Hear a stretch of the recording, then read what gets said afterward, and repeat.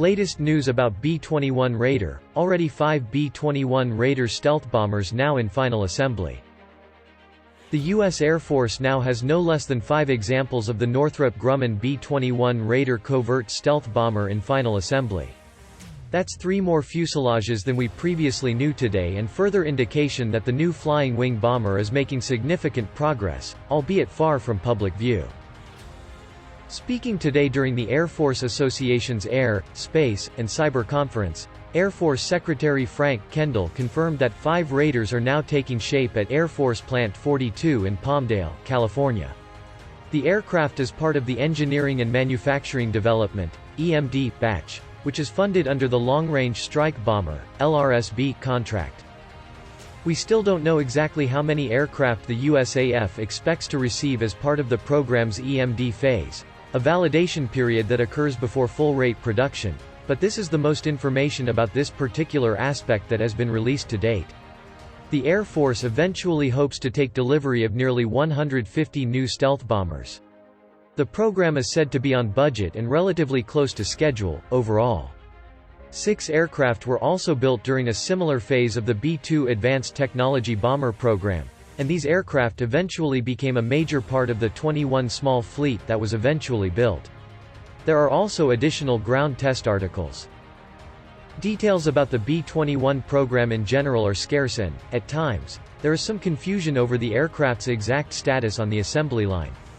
Meanwhile, the countdown to the B-21's first flight is overwhelming, although the planned date for this has slipped from December this year, with the plane's launch now expected as early as 2022, according to officials. If that timeline is saved, then the first Raider will likely air in late spring or early summer of the same year. As expectations grew, the Air Force gave observers little information, providing an idea of what the B-21 might look like. But it's also a bit cryptic. Most recently, a rendering released in July, only the third from the official channel, revealed a previously unseen and unusual-looking cockpit windshield configuration.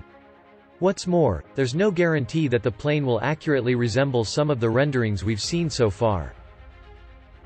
Regardless, the sprawling facility at Edwards Air Force Base in California awaits the bomber testing program, which will be run by the already established B-21 Joint Test Force. In the longer term, the USAF expects the B-21 to enter service at Ellsworth Air Force Base in South Dakota, sometime in the mid-2020s, followed by Whiteman Air Force Base in Missouri and Dyess Air Force Base in Texas. Officials have described the new stealth bomber as key to the Pentagon's nuclear modernization program, which is a top priority for the Department of Defense and the Air Force, according to Randall Walden, director of the Air Force's Office of Rapid Capability. Of course, the B-21 will be more than just a bomber. It will eventually become an optional manned, nuclear-capable, multi-role attack and intelligence, surveillance, and reconnaissance (ISR) platform that will enable other platforms, as well as enabled by other platforms, as part of a family of advanced systems.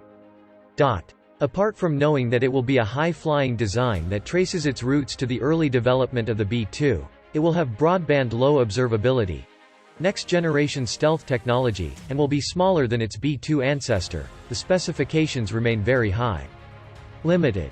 One thing that is clear is that it will take advantage of many mature subsystems and sensors that are in production or have done major risk reduction work on them. Overall, it will be much more flexible and adaptable than the B-2, too. In other words, it must be a very extraordinary weapon system. But for some, being able to survive in enemy airspace wasn't what impressed them the most. Develop it on budget and on schedule and we'll produce it in bulk. Of course, the decision on how all of that will play out remains in the air, but so far every indication seems positive.